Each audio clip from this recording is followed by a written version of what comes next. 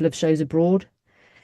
And I'm very proud of it, and I'm very proud that there's been connections globally, and including Janka, to try and build this role across the industry outside of the UK, and also to make sure that it covers things like documentaries, which obviously are a different breed to scripted, but still have very similar issues with working conditions and working with contributors, and obviously real life facts and emotions and people involved. So it's making sure there's things put in place for the safety of the contributors. I'm currently training to be a counselor and also a end of life death doula. These roles will be incorporated as within my wellbeing facilitation. And that's kind of where I'm directing my wellbeing facilitation kind of skills in terms of bereavement, loss, and grief. There were so many crew that I met last year specifically who were grieving, too afraid to leave work to attend funerals. And I was quite shocked by that. So my training will help incorporate it into the role as well as be a standalone counsellor and death doula. And that's about it, really. That's who I am professionally. That's who I am professionally. I love a bit of yoga. I do reading, lots of reading. I'm on my 52nd journal now, writing stories and poetry, and try to practice Vipassana meditation as much as possible. And currently obsessed with sourdough baking. That's me. Thank you. Thanks, Leo. Janka? Hello. Well, I need to follow this. It's nice. And then you also need to read lots of books, as you said, that we can see in your library.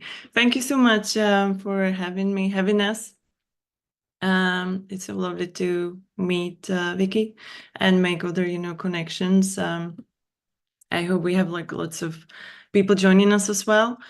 A little bit about me, just a very short version. So how did I get into it? So I studied safety engineering back home, so in Czech Republic. Then I kind of wanted to travel. I always traveled a lot, so I ended up in the UK. And then I decided that I would love to work in film and television. So I studied bachelor's and a master's in the UK. And then I went to London because it was either London or Manchester, I think back then, that people were deciding. So I decided London, where I found a job, and I was very lucky to get the opportunity because, as you know, it's very difficult to get into the industry, especially also when you are a foreigner. So, and I got into production, which I really loved. And I think my journey started also with me trying to get into industry because back then, but I'm sure now this is very similar. You kind of do everything you can to get onto the ladder, get to to the position you really feel it, like you can put the credit and another credit. So you end up doing really long hours, and maybe sometimes work that 3 people should be doing, which I'm sure many people can relate to. Especially in the documentary, I would imagine. I did feature films, independent feature films. I did lots of also television. I worked for Channel 5. So we did many documentaries there, so I can relate to that. And then I had my first kind of, I call it breakdown, but it was more like basically overloaded by work. So it was also physical. I think it took me about maybe 2 weeks to get out of that. And I had to finish my job. I basically couldn't continue. Then I took holidays, I think half a year, where I traveled. And I returned back to London and I did exactly the same. So I worked, had maybe sometimes 2-3 projects at the same time. At that point, I was probably, I always let people say production manager. And then I had then I had another one where I got really sick and I ended up in a hospital for a week. At that point, I think I lost, between the week, I lost about 9 kilos of weight. I had to take 4 different, they were giving me 4 different antibiotics. So it was quite difficult. And that was actually the kind of the turning point for me, because I realized that, you know, I had a career, but I was not really supported enough. And then I think you also kind of are faced with the hard facts, which was that my family wasn't there. Only a few friends came to see me in hospital, so I was, you know, effectively alone. It wasn't because I didn't have friends, but it's just what happens. And work-wise, it's just what happens in our industry. You are replaced. Nobody, you know, nobody waits for you. Maybe they call for a few days, but then you are replaced. So yeah, that's what happened to me. And after that, I went back home, Czech Republic, slowly started working here. I still was traveling back to UK, so it was half-half. And then mainly because of the, you know, my family, I decided to come back to Czech Republic. And that's when COVID happened.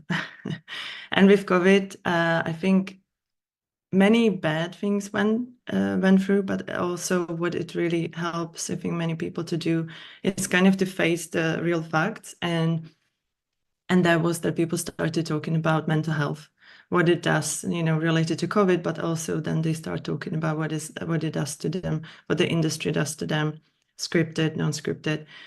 And I know we will definitely talk about it, but for the even mental health first aid, it basically made it happen, you know, that people start looking at it as a possibility to have these people on set. And so I was doing health and safety and COVID supervision and advisory on big feature films over here, American and UK productions. And at the same time, I was trying to kind of like understand how can I support the crew? Because you see everything that Leo mentioned, you know, you see that they struggle because they do long hours. You see that they struggle because they don't want to be replaced, so they say yes to another projects that they shouldn't. You see that they struggle because they cannot be with their family or with their children because they need the money. So I was thinking how to help, and that's where we connected with Leo, because she is the first one that started really doing this. And I think I don't lie when I say the first in the world. So we connected, and we are in connection since then. I have done WellBeing Facilitator training, the mental health first training, not a trader.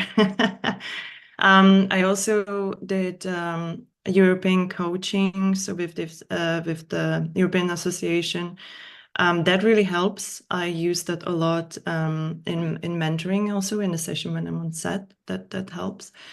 And then because of that, I also started doing the IC training, mainly because I also saw there is a huge kind of hole for the actors as well, and for the cast, you know, with the stigma of like that they have everything, you know, it's all golden and beautiful, but it isn't.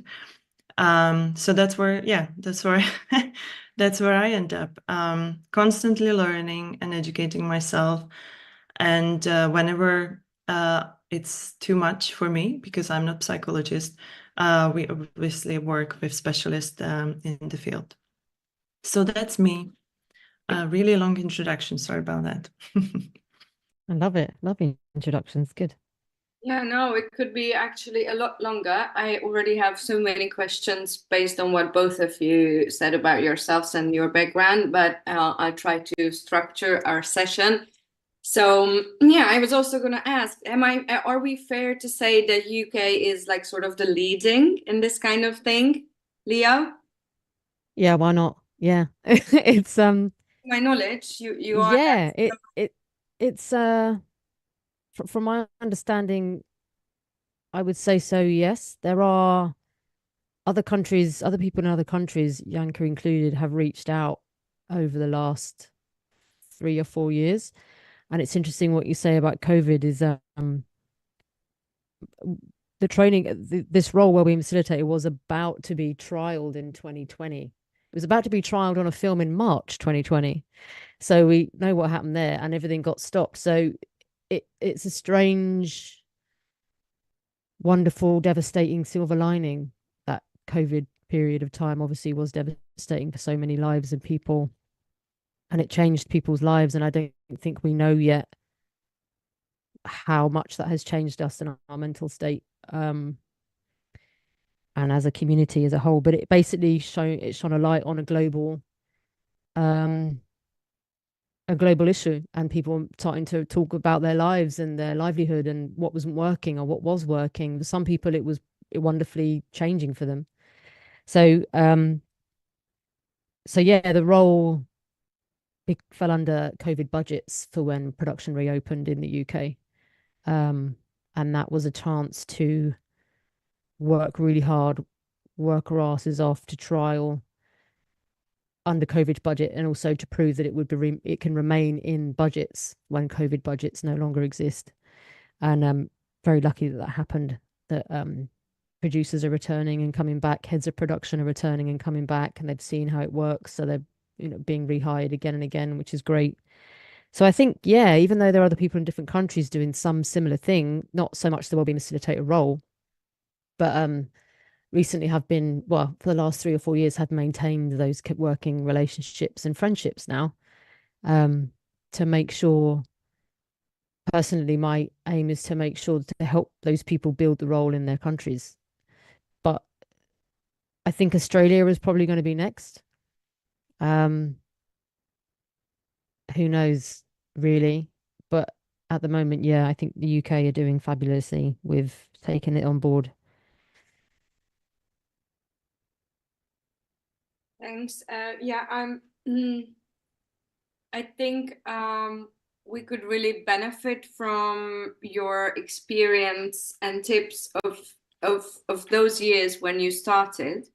Mm. Do you remember just briefly what the biggest challenges were, how you overcame them?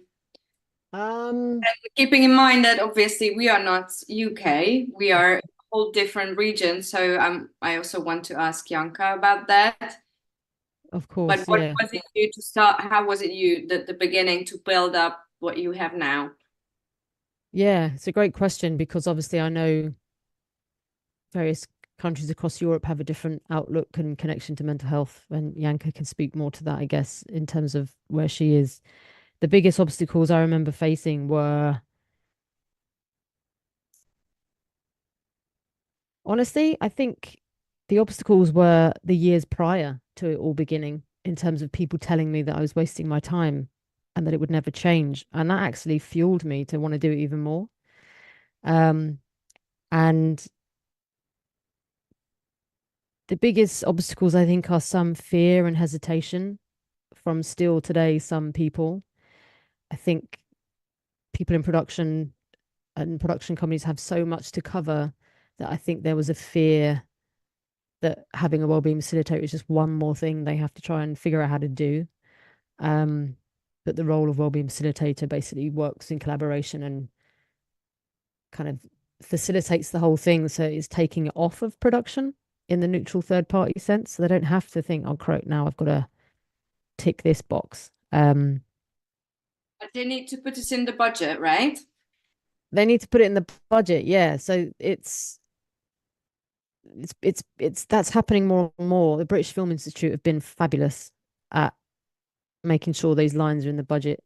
If you want BFI funding here, whether it's a feature or a short, there's a budget allocated to cover well-being and mental health. So you kind of don't get your funding unless you cover that, which is compulsory now. Just yeah, people understand that that's what happens in the UK. Yeah.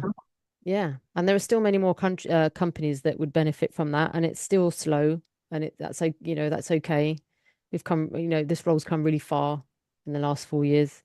But the biggest kind of obstacle would just, I'm trying to think. I really do think it was just before the roles even started, that was the obstacles. And then once it started, maintaining the flow of it.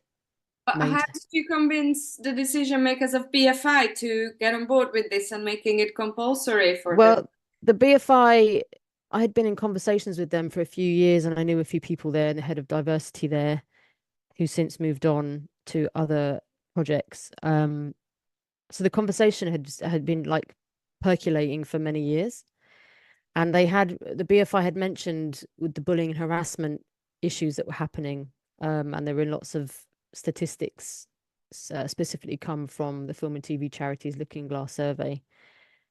That was the first wellbeing survey of its kind here, and it reached about 9,500 people working within film and TV, within cinema, within distribution. And there was a huge, that was February 2020 that those results were released, and it was obvious that there were mental health concerns, but huge bullying harassment issues, which had been exacerbated since the Me Too campaign. So the conversations have been going on for a while, and BFI had mentioned placing a role of some sort to make sure that they would oversee bullying harassment. So basically continue that conversation with them to say, this role already exists, this role could do it.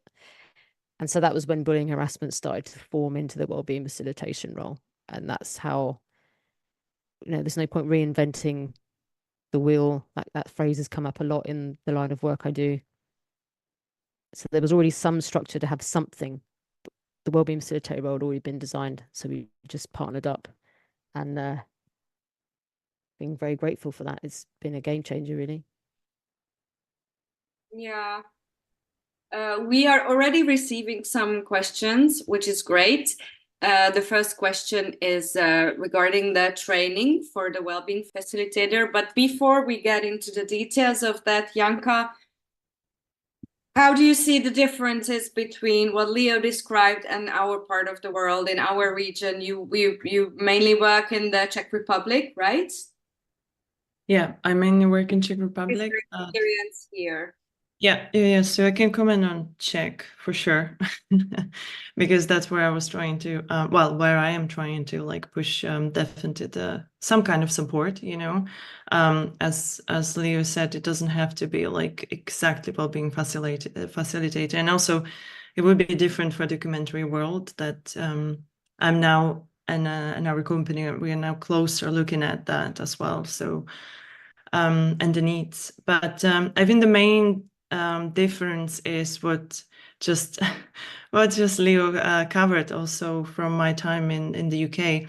We are not there yet, we just even as we look at things basically and how open we are to discuss things, I think that's where we still need to move a little bit forward with that. But also there is a huge difference in having this support, because when you have a support of BFI, that's huge, because it sends this message, which of course we have institutions in Czech Republic, we have Czech Film Commission, we have Czech Film Fund, but I think it's different also because we don't have unions, and I don't think in Hungary you have unions. I don't want to really get into that, like that I'm pro or I'm against, because it's not my place to talk about it. But traveling the world and also talking to some, other countries where the unions are there for reasons, because they also can push for things. So I think that's where we still have work to do. I can see difference also coming with COVID, and then also now when slowly, with our questionnaire that we did, which basically is based on the Looking Glass questionnaire that they did in 2019, 2020, they had the results. We have changed a little bit the structure and put like a little bit more centered for our country and our region. And I have added some questions that I thought were important, like, how much sleep people are getting, are they satisfied with that, how many hours they really work, Do they manage to see doctor when they work? They are very basic questions, but actually those were the ones that when you see the results, they're quite surprising. But I was pleasantly surprised how many people took the time, and actually how many people answered to questions that were open. I think because that gives you really kind of the sense of like what's happening in the industry, and if people are willing to talk about it, and if they want to change, if they really are ready for the change. And I think they are. They need help and they want the support. So I think then the next step is to kind of like get together and talk about it also on the level of the institutions, because of course, like I'm not going to make it, on my own. You need the support, and I'm sure that Leo will like second that. You need the support of the institutions, and you need the support of also, of course, the people and the big bosses that make the decision. Because I work in production, my selling point is, which Leo already mentioned, is that, for example, on feature projects or big projects, you will have the person that then will basically manage the situation before it unfolds. So if you imagine, like, you see some really bad relationships like between people, you can see that some toxic environment, and you will be able to manage it, to not only contain it, but you actually like, you resolve it. That's where our role is. That's why we are there. And then the producer doesn't need to deal with it. The production manager doesn't need to deal with it. That's where we are there for, to support them. I don't know if I answered the question. I hope I did. Yeah, and maybe I'll just add one thing, that in both Hungary and the Czech Republic and a few other countries around us, we have a fairly big service industry, which is all about servicing big American or Western productions with big budgets, which is of course nice in a way, but also exploitative a lot of times. And also there is some sort of superiority and in the dynamics of it. So it's a whole other question to discuss it. But I'm just thinking whether we should go that way as well, because one way is the institutions, to approach your public institutions, or not public, but then professional organizations, but also maybe those companies who bring big productions here. And I imagine if like UK or US, or it would be UK or US productions come here to shoot with the Hungarian crew, they might also sooner or later have the need for well-being facilitators, or whatever they will call it at the time. So that's another avenue of this whole thing. But yeah, should we get into the details of the field work, what both of you do on at a specific production, how it starts, when you go there, what you do exactly, so people have a little bit of a more precise understanding. Mm-hmm. Leo, will you go first, as you are a founder and a co-developer of this role, which we call Wellbeing Facilitator? Am I correct? Yeah, thank you. The organization called 6 Feet from Spotlight that you started with, or? Yeah. So I was, that was the idea formed slowly in 2013, like really slowly. And then that was when I came back to the industry. And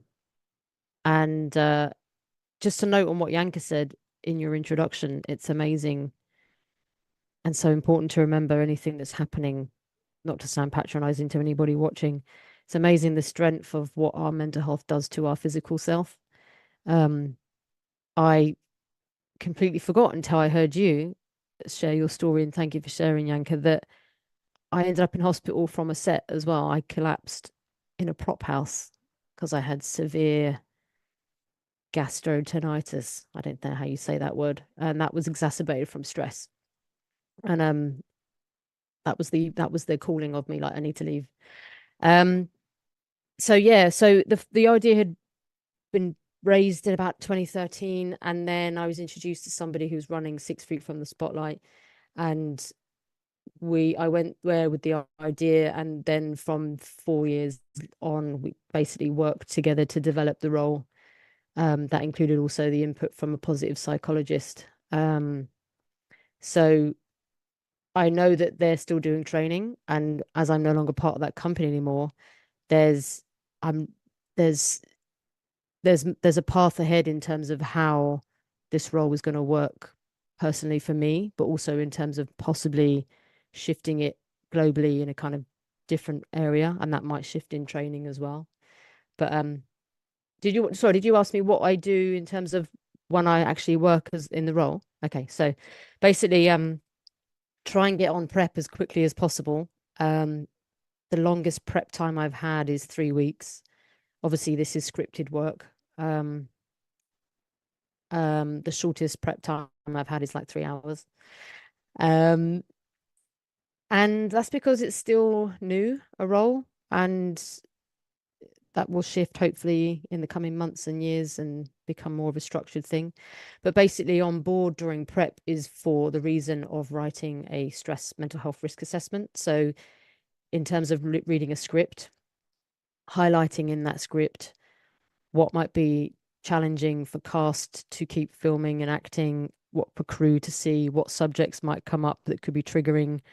And that is far and wide. You know, we all carry baggage. We all have an emotional capacity, and some are slightly more resilient than others. So coming into work, you never know what kind of subject you're going to be dealing with. And I guess for documentaries and not being scripted, but that, you know, I can only imagine that can be slightly more difficult because you're dealing with real people and real life scenarios and real trauma and real baggage.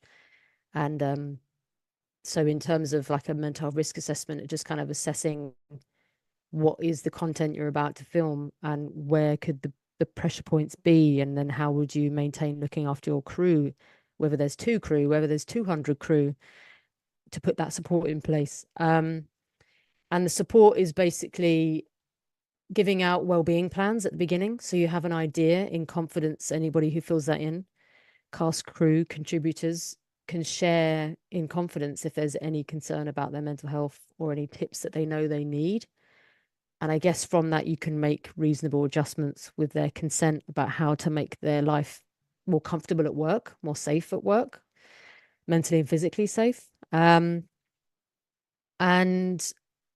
once on set, the role is basically a physical presence and a visual presence of being on set, on stages, in rehearsals, on location, in the studios.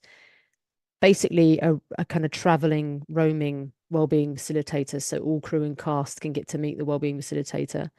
And sometimes if there is a large crew, I will record a video introduction and send out a 1-pager, so all crew and cast get to see who I am before I arrive on set, so they can have some idea. And basically using evidence-based skills to help ease anxieties and ease stresses, and help hold a space that's in confidence for people if they want to come and rant, if they want to cry, if they want to come and just talk about something that's on their mind that's nothing to do with work. The role is not a therapist or a counselor, even though I'm training to be one. The role is there to listen in confidence and help signpost to external help. And similar to what Janka said, is to try and put preventative steps in place, looking at the schedule, seeing where the crunch points will be, looking at the script, seeing where the difficulties will naturally come up, and you're putting in support before you get there. And you're helping production see where issues might arise to try and avoid them. Working on sets is wonderful and is a bizarre environment because everybody, there's ego, there's charisma, there's sleep deprivation, there's creativity, all thrown in one pot. So there will be problems. There will always naturally be problems. So you can't prevent everything, but the glaringly obvious is to try and buffer that and make sure you can avoid it rather than intervene. And if you're continually intervening, you're not keeping an eye on what's ahead. So being present on set, seeing people, holding space for them, only with their consent to go to production. And wellbeing facilitators can act as a mediator if there's any issues around bullying and harassment. Unfortunately, the industry still is systemically, having an issue with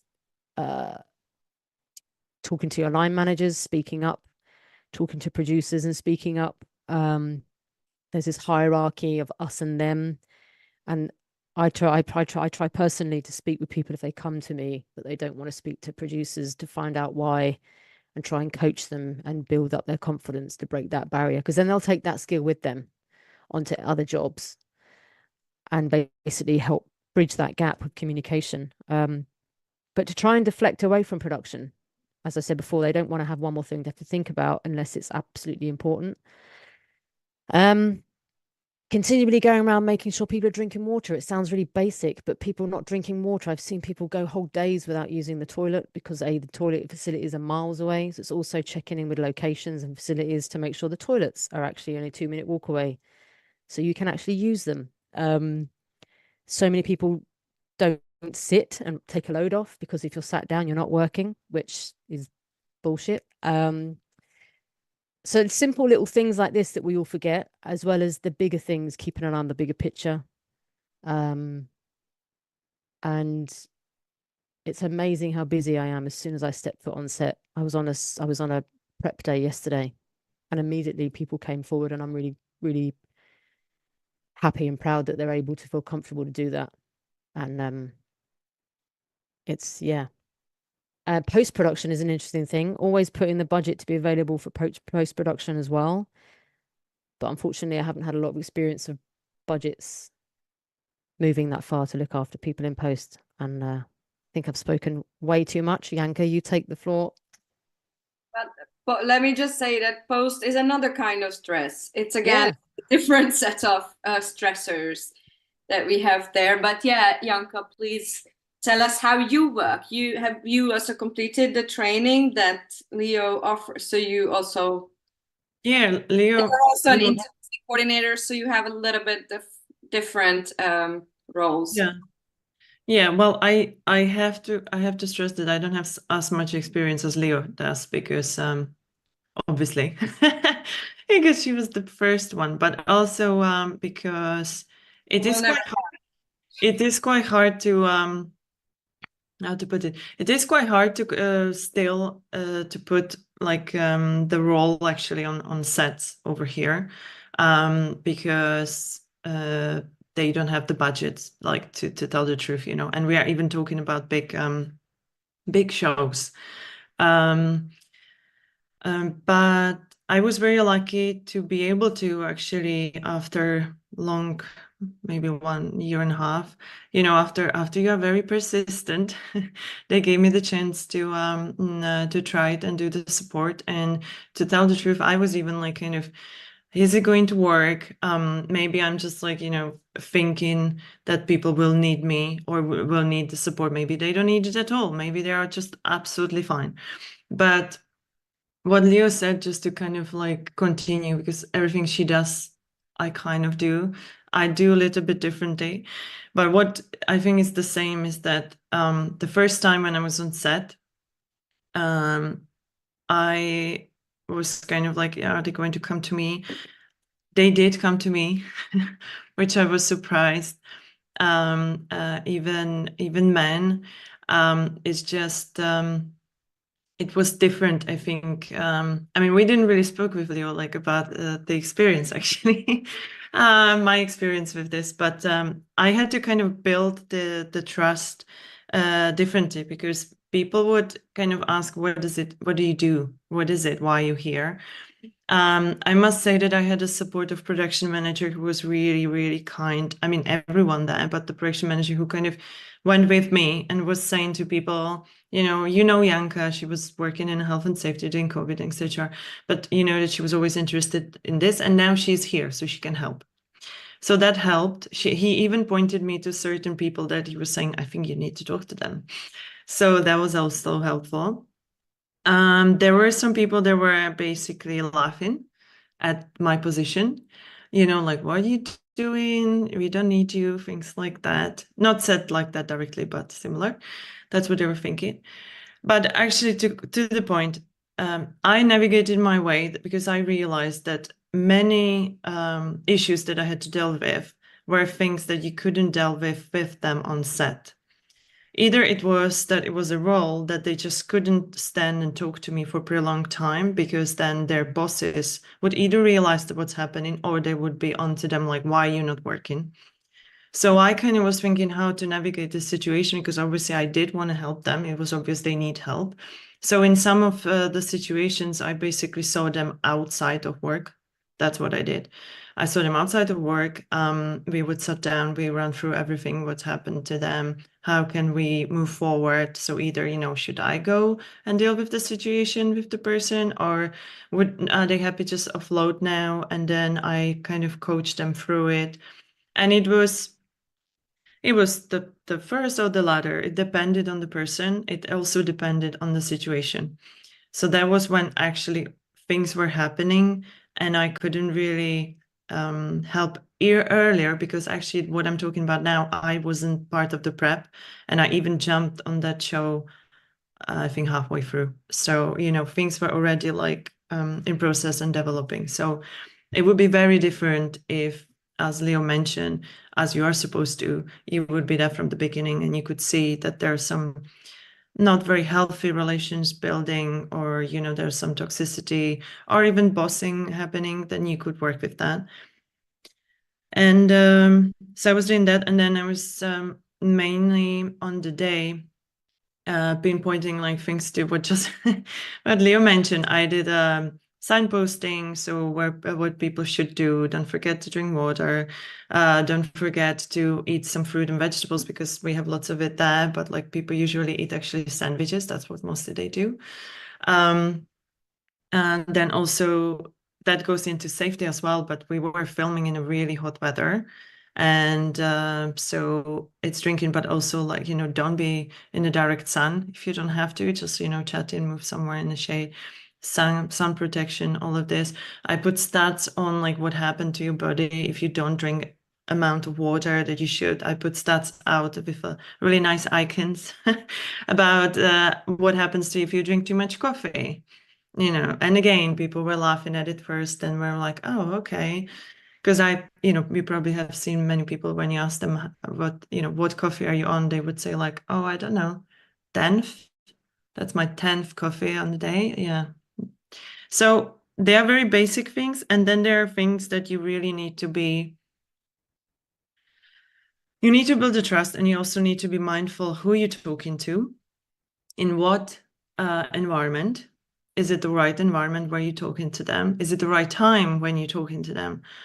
And also, which comes from the coaching and also training, you need to be also mindful that they might not be ready for you to help them. And that's also fine. Yeah, they really need to be ready. Yeah, so that's kind of my take on it. I use a lot of coaching, as I mentioned, which I kind of like, I support the people that need to, so they want to talk to me. I use coaching then offset when I meet them. And then I found that very helpful, because you actually can use coaching with everyone. You would know, Viki, but you can use the coaching on everyone.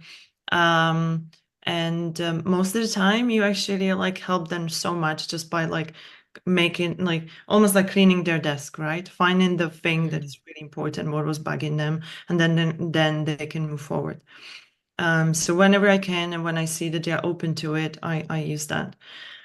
I would say that I'm hoping that I will have more experience, you know, coming, and I will have chance to do it. It's really up to the producers on, for example, on the big shows, and also on the budgets that are there, us, because you know, we don't have BFI backing us or anyone else. So or it could be also up to the cast, who would say, I would really like person like this here, and they will push it for it because they have a big sway. The intimacy side, because I don't want to talk too much because I'm already thinking I talk too long, but the intimacy side, that helped me, the training helped me hugely in navigating the difficult conversation with someone who is, you know, on the top, also with a different personalities, because as we know, like actors can be like, it's just in their space very often, you know, like getting ready for the role. And then you have to be really mindful how you're going to approach the things that, you know, that you're worried about them maybe, but is it the right time? You really need to be mindful, because then you can really like just shoot yourself in a foot and close the door. So the training helped me in that. And I have now quite good experience with intimacy coordination actually on the Czech projects, because it's people are very willing to have that support, which is amazing. And the reason why I did the training was to support the cast, but also I saw a huge kind of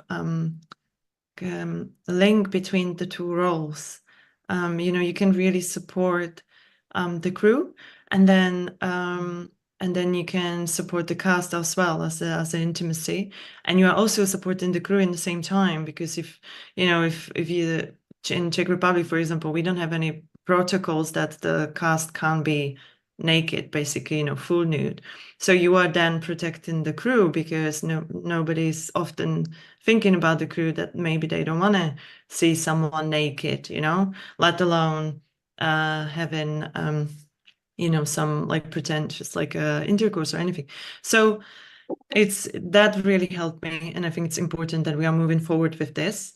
And it could be even that this role is going to kind of escalate this, like we need this, and maybe the mental health will come with it, you know, that will be maybe the stepping point. Who knows? Yeah. I'm working with an intimacy coordinator now, and I've always wanted to work with him for such a long time, and we're finally on the same project. We had a meeting yesterday, and we were talking about how the two roles dovetail and how they support one another, and some questions that come to an intimacy coordinator they could well handle, because it's a very similar role, just minus the nudity and the actual intimate scenes in terms of being a wellbeing facilitator. But how you collaborate and work off each other, and how you signpost to that role as well. And you know, the intimacy coordinator role took a couple of years to get going, in the same way that the wellbeing facilitator is. And someone's mentioned about trust, about building trust. I've seen that question. I just want to quickly answer that. Yes. So when I'm on set, I wear clothing that says "How are you?" on the front, and wellbeing facilitator on the back, so people know immediately. It's an icebreaker in terms of the role and why I'm there. And it also says mental health first aider on the back. So I have had instances where some crew do not want to be seen talking to me, because they think that would highlight there must be something wrong, or they're telling I don't know, they're voicing something about somebody else. So some crew have gotten paranoid, and I've spoken with them about that over the years. And one particular case, I'm very pleased to say, there was a crew member who was very anxious about being seen near me on set, but needed help. I coached them to find out what the fear was, and when to speak up, and how they wanted to speak up to their managers. And after a few weeks, I saw that change in them, and it was wonderful. And then they just stuck to me on set the whole time, and was like, and was telling everyone to come talk to me, and it just changed it all. But there is still that strange having been on sets for 22 years. I sensed it the moment I stepped on set as a trainee. There is this divide of, we're the crew, we're somehow lower than the producers, and the language that's used, like all the talents on set, it's like we're all talented. And it's stuff like that I think is so ingrained that subconsciously causes a lot of issues and concerns and self-doubt and insecurity, when actually everyone's got an incredible talent and a work ethic to even be in this industry. So there's like an onion. This industry is like an onion. There are so many layers that need to change, and behavior change, and broken down, that it's going to take years, Janka and I probably be retired enjoying like cocktails on a beach whilst watching the fact that the whole industry is now wonderful and it's changed and there are no such thing as wellbeing facilitators, because that would be really great to not have to have these supports in place. And so I'm very aware, like Janka said, some people might not feel ready to talk. Some people you're working with might have never thought about their mental health or have the conscious kind of awareness to speak about that, and bringing something up, like this is not a therapy session. To bring something up on set at work is not a safe place. So people have to feel safe. So building that trust. This is why the role is ever present around people, just to start to be familiar. This is my face. This is why I'm here. Some people don't talk to me. I had one crew member for a whole job, I think it was 20 weeks, didn't speak to me once. But on the very last week, came up to me and said, thanks a lot. Thanks for being there. I really felt supported with you being here. And it was just a notion that there was somebody, there was something. Doesn't mean you have to utilize it, but it means that there's someone there with you, and it's a neutral third party role. So that trust is automatically there if someone does have trouble trusting line management for whatever reason. So it being a neutral third party role automatically incites trust, and just clear communication all the time. This is what I'm here for. This is what I can do. This is what I can't do. And repeating that over and over again so people understand why the role is present. And, it's not going to please everybody, but I'm pleased to say the majority have welcomed the support immediately.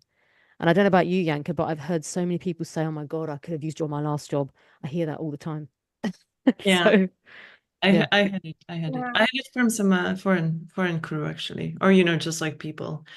I really like the expression that Leo has used in the beginning, I think, when you were introducing yourself, holding space, because that's what it actually is, that even if they don't talk to you or whatever, just knowing that there is a spot there, I can go there and talk to that person if I had to. That could already make a huge difference, I guess. And if some documentary makers, obviously budgets are different, crews are smaller, the work's different. There might not be. Can also be really different based on the genre. Yeah. Exactly. And power dynamics and I just wanted to say something like second, basically what they were saying about that we are neutral. I can't ever pronounce that word. Neutral. But anyway, neutral. But I think that's another that you're talking about that maybe we will retire and this won't be needed. But I actually think that it will never happen. And the reason why I think that is that think about other specialties and other jobs, like you usually have, and that's why I always say to produce, you usually have HR. You usually have at least HR there, right? We don't have that.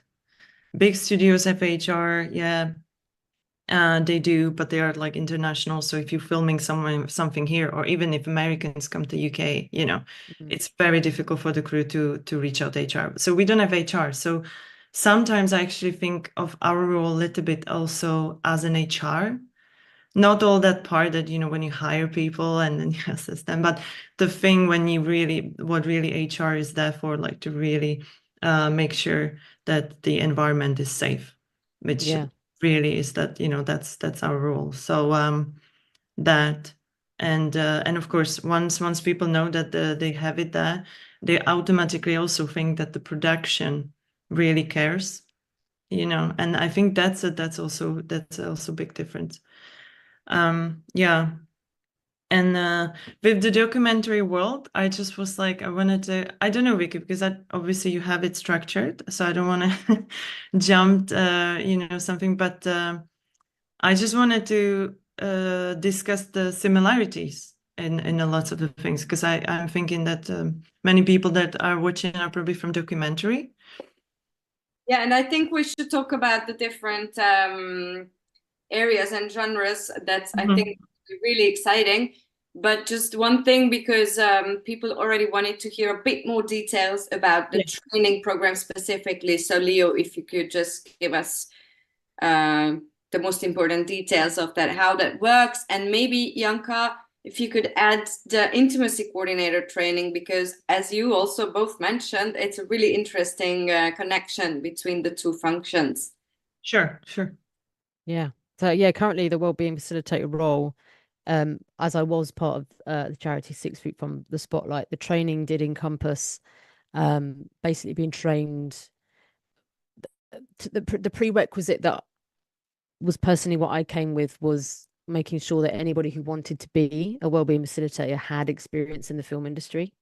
So therefore they'd know going on to set what the etiquette is, all the language, what roles, exist. So they understand they're not going in blind, because someone walking into, if you just put a counselor on set, they'll be like, what the hell is going on? They'll just like, this should be shut down. No one should be working. So having a background in film and TV is vital, first and foremost. And some wellbeing facilitators have trained as counselors or are training as counselors or have that empathetic, compassionate, boundaried sense about themselves anyway. And boundaried is really important. The training involves, I mentioned mental health first aid. I'm not sure if that exists in various versions of that. I can't remember. It doesn't, does it, Janka? No. Not You yet. have to take... That's what you'll do. We'll do that. Yeah, that's what we will do for you. But now you said it, everybody will know. But no, it doesn't have to do it either UK, American, or one from Canada, right? Because you can do it online, yeah. Okay. Oh, if anyone's watching is intrigued by that, they do a lot of this training online now as well. So, it's incredible training. So that's part of the training. And then something called IACT Manager, which is similar to being trained as a mental health first aider, but you're basically focusing on your employees and putting in strategies and awareness about health and safety and mental health safety at work. To cover things in terms of emotional brain and cover things in terms of well-being techniques, there was something set up with a positive psychologist that went through all of that. And the fact that, the operative words being evidence-based, so everything that was taught is actually proven, and they're little simple techniques that anybody can do that use the physiology of your body. And so you're using that to tap in with people. And everyone is different. Everyone's different. Someone will just like talking face to face. Some people don't like looking you in the eye when they talk. And having that intuitiveness is really important to understand, like Janka said, when's the right time to approach somebody. So you can't really teach those things. That's you kind of, people being chosen for training or coming forward have to kind of show experience of that. Because you can't really teach someone to understand their own intuition and understand their own values and moral boundaries around that. And employment law is covered in some of the training. So the basics in terms of employment law, which is huge, and obviously not employment law experts, but know enough in terms of working with production about what's legal and illegal.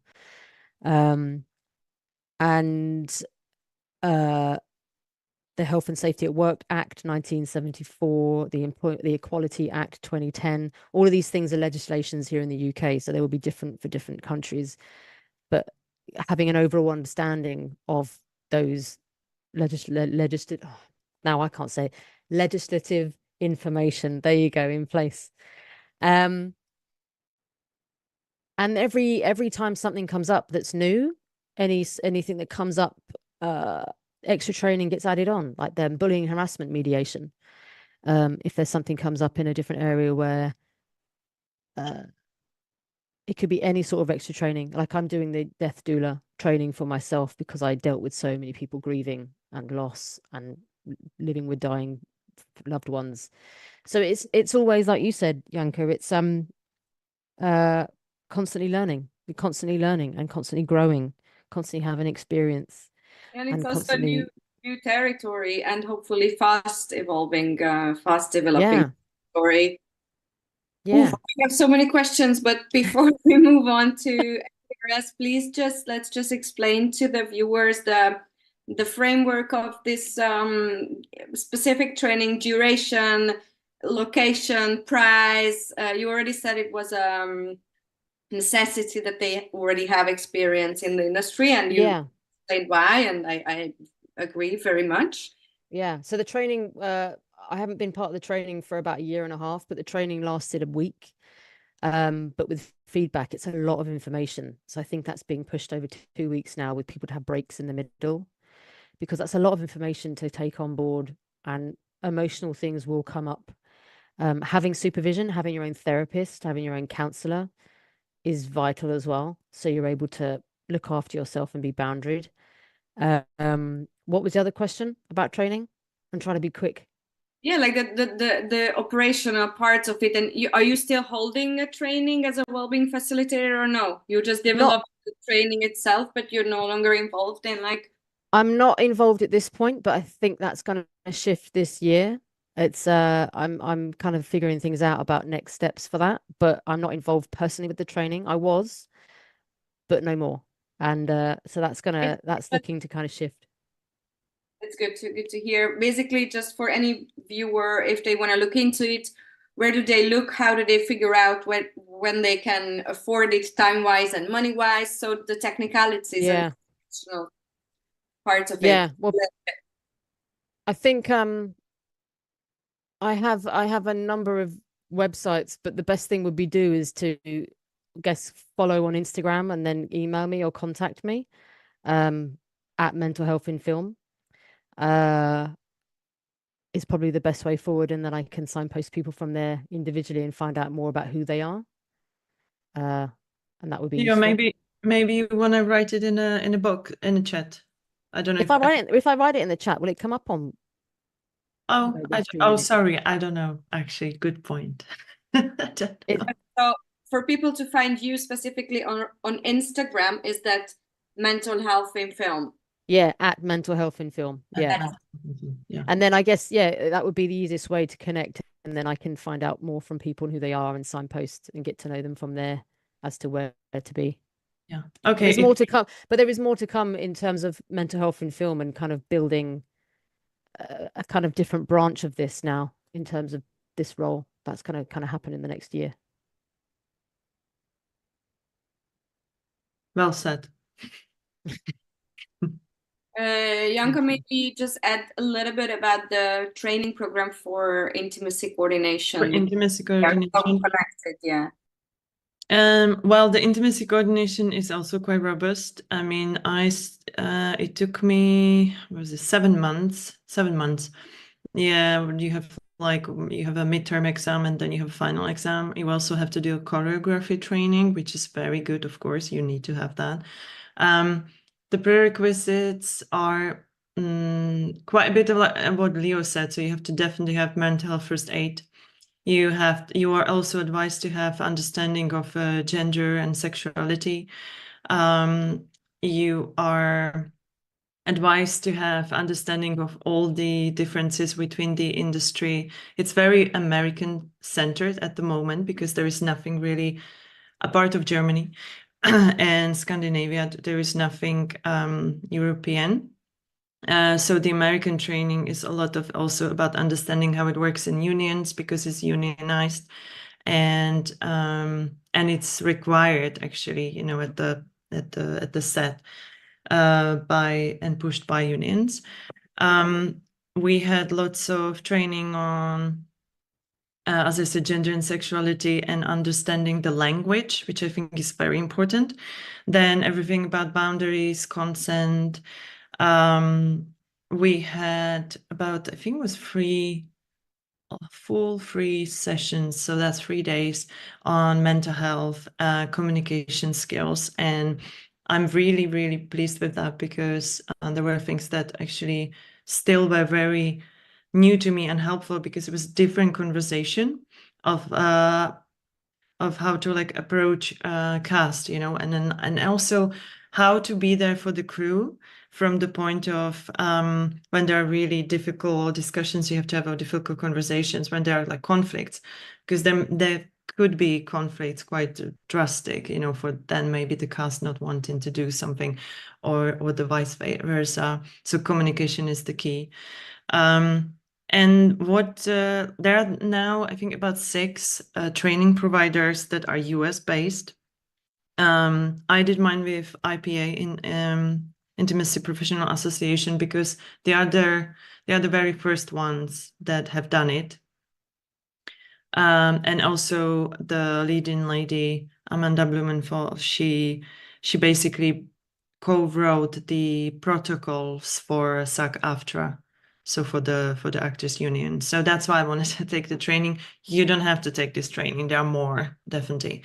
From point of affordability, I'd saved lots of money for this, so it's not that affordable. That's actually one of the things that I would say, that our industry is still lacking, that many of these trainings, and I'm not talking about WellBeing Facilitator, but other training, very specialized, are not that affordable. So I think the diversity thing is not there yet. You know, we are definitely not there yet. I'm talking about myself, as I really think I am very lucky that I could, you know, save the money. Aren't there also training programs for this in Europe and in the UK? Because you mainly there is a training course in the UK. They are called Safe Sets. You can find all of them on Instagram, but it's called Safe Sets, SS.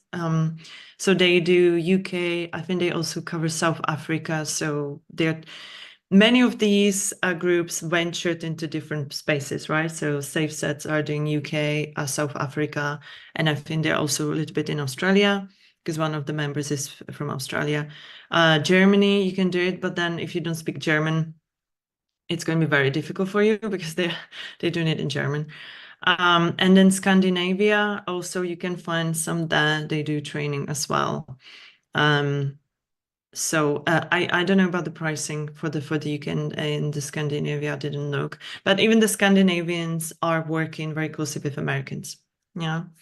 The intimacy coordination, I think, if we forget about the set work, if any of the documentary, you know, workers are watching, producers, directors, the intimacy side of, even if you need to do something, you know, that I'm talking about difficult subjects you cover in, I think there where intimacy coordinator could help when I'm looking at the documentary world. So you could also like hire one, or just ask someone maybe once, you know, for free, just like help to support the documentary world. I certainly, when I get approached and they don't have the finance, sometimes I definitely consider it. So Me too. I've in terms of documentary world, and budgets are sometimes different, or the crew's really small, or something's been filmed over a number of years and it isn't like a regular shoot, then can always kind of reach out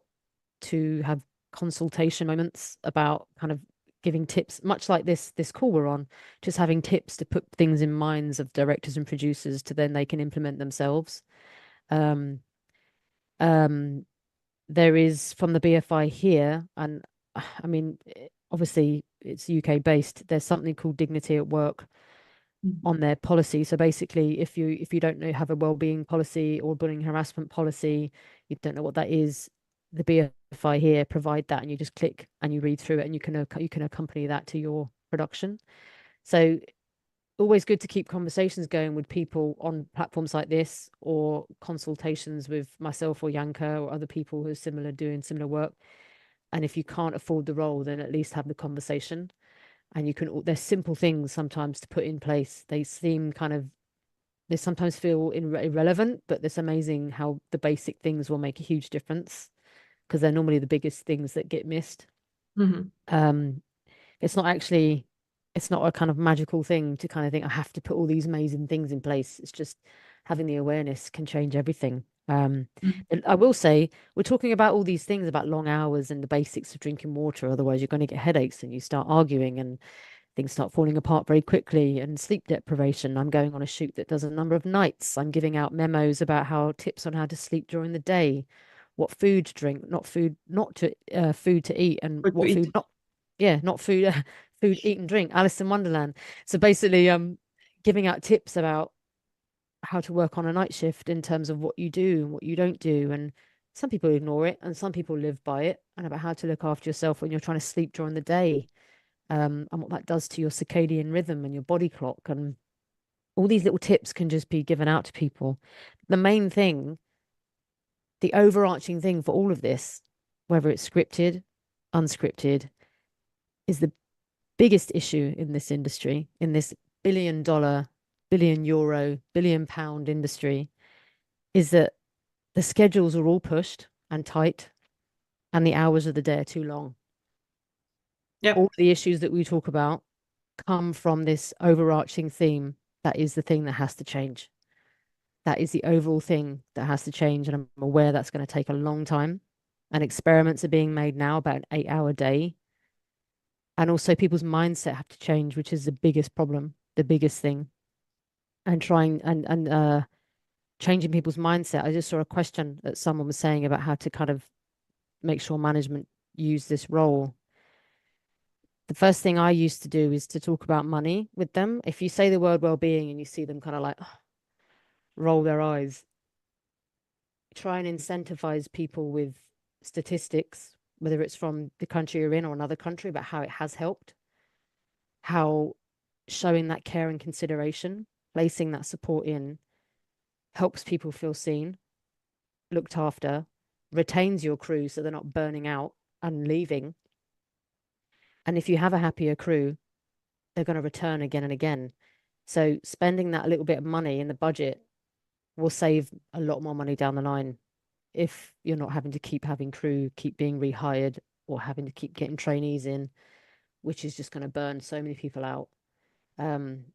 So, and not everybody, not everyone will accept this. Like I said, behavior change and thinking differently. You can put as many statistics in front of somebody and experience. Someone's got to be in that right acceptance level of their mind to know that this will work as well. And there's going to be times where you win and sometimes you lose. Yeah. But then also, I think, Leo, what you just mentioned is that the idea that, if I mean, I have it like that. If they want you, then you want to work with them because they want you there. They care about they care about the project, they care about the people, and they want you there. And I think that's the important thing, because often, like, if we push, really, you should have me here, it's important. But then you feel like they really don't want you there. Then sometimes it's just, I don't know, for me, it's like that, it's just like, wow. Yeah, it's got to figure out where to expend your energy. And if you're talking to a brick wall, that's never going to change. And other people, you can see them kind of slowly adjusting. Others are just a complete not interested. Yeah. And you have to walk away. And maybe they'll get there, maybe they won't. Yeah, it's gonna, like I said, we'll be in retirement when it's all changed. You never know. I hope not. I hope not either. It's a joke.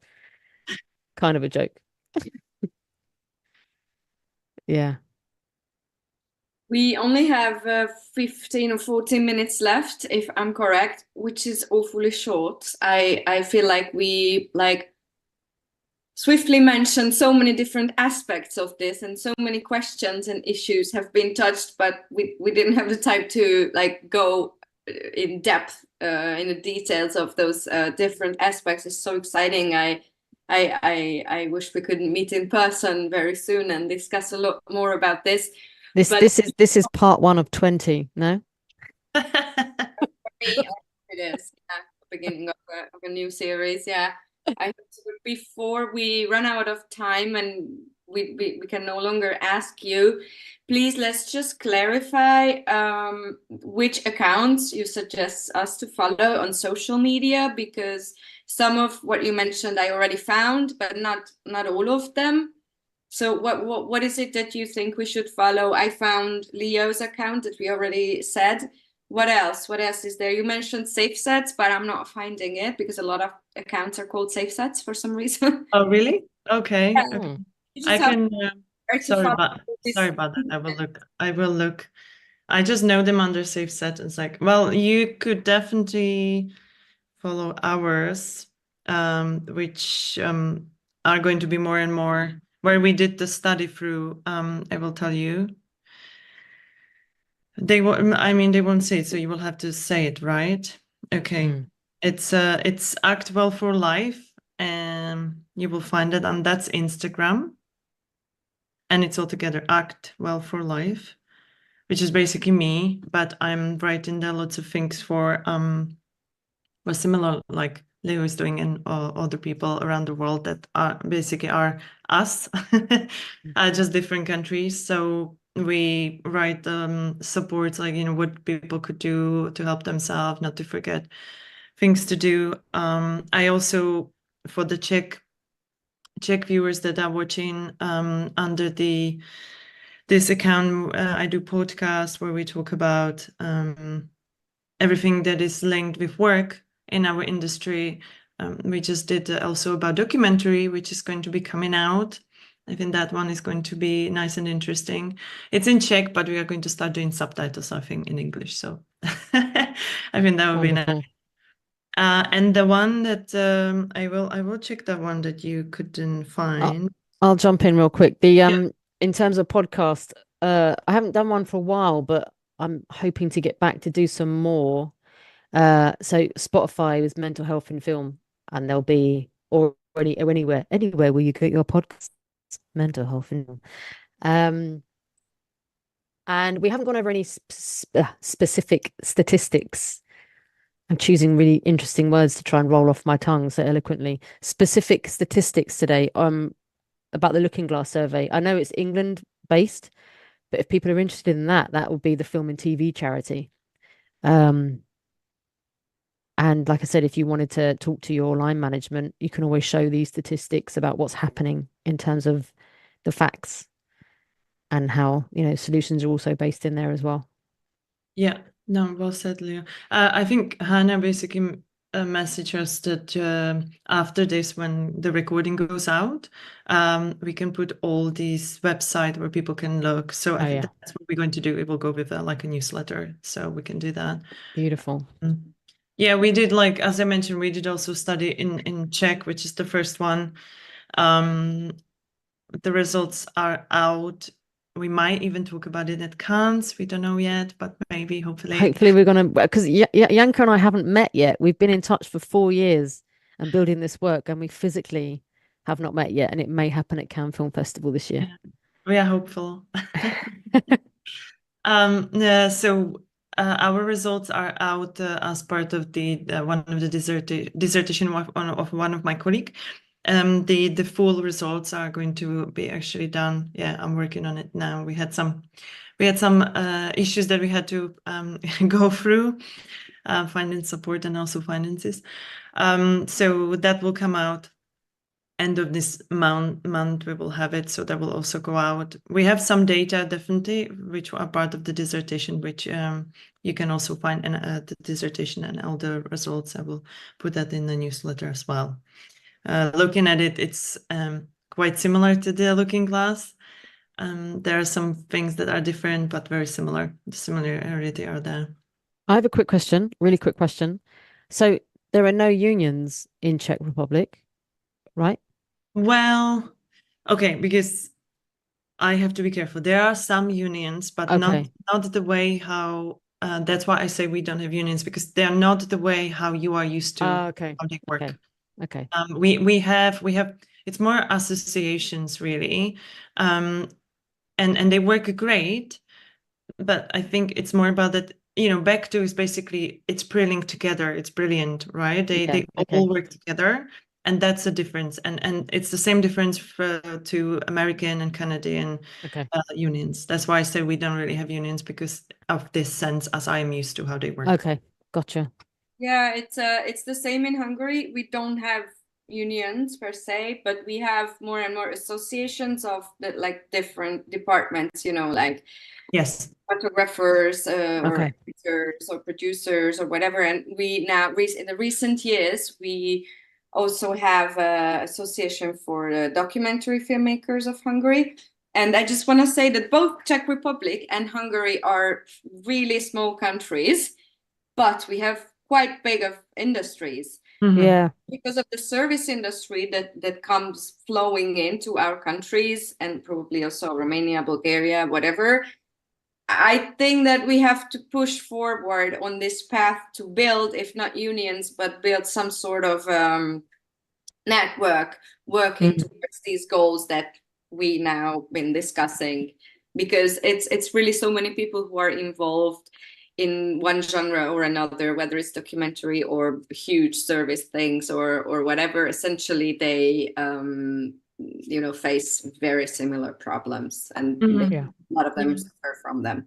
And I actually wanted to, that's very good point, Viki. And actually I wanted to say, I'm not sure, again, Hannah will probably message us if it's possible, but we are planning to do maybe in the next year a special study just about the documentary world. Then I want to do another one just for actors, because it's again, they're very different. And I just realized when I actually did a podcast with 2 actors, like how much there is to cover. We had some answers in our questionnaire from documentaries and from actors, of course, but the field is just, I think, undervalued, and we need to really cover it, because I want to really find out what is going to work for documentaries, what is going to work for the documentary world. And I think you agree, right? Because it's not going to, what we are doing, it might not work, simply finances. And the second thing is just they're small. So like, then who is going to cover that? They might want to put it in their budget line, but they won't be able to because they're struggling to even get the budget. Yeah. So how is it that we can support them? That's what we are going to be working on and what to look at. And also we will definitely put that in the newsletter, as Hannah said, but for the documentary side, have a look at documentality. We'll put that in there because they did a study specifically for documentary world. And you will learn a lot. They have done it in States, United Kingdom, and Canada. Yeah, and one of the topics that we wanted to discuss, but now there will be not enough time for it, was the specific challenges that affect the documentary filmmakers and that field, because there are a lot of general issues that are challenging for all workers in the industry. But I think I also have experience with fiction, commercial and everything, but I now firstly consider myself as a documentarian, at least in the recent years. I think that there are huge issues which are specific for this genre, and they don't necessarily come with fiction or anything else in the industry. So that would be amazing if you could do a study and the programs specifically focusing on that. Also because I think and I hope that this genre is still on the way, like getting bigger and bigger, Yeah. I mean, it's huge. Like in Czech Republic, it's big, as you can see. With also IDF, like people are really interested, and people love documentaries. But also, I was very aware. For example, when I did my last podcast, when I was talking to the specialist from the field, I felt like, oh my goodness, I don't know anything about the field, and I have learned so much. And I just realized we really need to study it very carefully, and get it specifically for them, to tailor it specifically for them. I mean, that's what I think, and you might not agree, but yeah. No, I think you're right. There are so many different ways of working, in different ways of telling stories, and obviously scripted and unscripted have similarities, but they also have huge differences. So that work you're going to do will be ideal for documentarians. Is that the right word? Documentarians? Yeah. I hope it's correct. Yeah. Yeah, and we have very few minutes left. So I want to say that in our entire region, I think definitely IDF is one of the most important organizations in terms of a lot of things, not just this. So I want to thank them for organizing this session, and I really hope we find a way to continue in some shape or form, because this should definitely go on. I really hope the viewers, listeners have also enjoyed it and learned from it. we soon have to say goodbye. So Oh, my cat's saying goodbye as well. I'm sorry. Sorry, my cat is saying goodbye as well. I don't know if you hear that. No, unfortunately not. I Oh, wish. so she's so loud. Sorry. No, I can't hear it. So I just want to say to both Leo and Janka, maybe as a checkout, as a goodbye, what are the tips you want to give our viewers? Just simple things. What do you want them to take away the most from this session? Think about it a little bit and then give us something to take with us. I think what's coming up for me is, of all this work that I've been doing over the years and focusing on so many different areas, the biggest changes I've seen is focusing on the small things.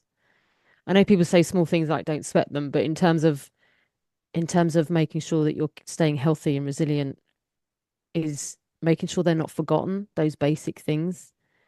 And keeping yourself safe, whatever that looks like for you. Keeping yourself safe, keep an eye on, listen to your intuition and take a pause. Don't, try and take pause and take a breath. It all sounds really simple, but when those things are missed, it's amazing how much it exacerbates into bigger issues. Yeah, well said. I would say something similar, but coming from my own experience, make time. There are lots of posts about this. Make time for your physical health as well as your mental health, because it's so connected. And when you're not physically healthy because your mental health was poor, or you were in distress, you have only one health, physical health, as well as mental. But like when you're physically ill and nobody can take care of you, like that's done. So be really careful. Yeah, look after yourselves to continue making the things you want to make. You've got to be healthy to do them. Exactly. And you have only one life. And so what I'm personally doing, I was always like this, but now even more. I'm happy from every little thing, even like going for today I'm not gonna have coffee at home. I will I will go to the coffee shop and I will have coffee, and I'm happy about that. The small things, yeah. Things. Stay happy and resilient and healthy, and then create in the work you do. Otherwise, you can't create that work. Yeah. And connect with like-minded people. Very much agree. Very well said. Thank you so much, both of you, and to Hannah as well for organizing everything. Yeah, yes. Thank you very much to you both. Thank you. Thank you, Hannah. And IDF. Thank you.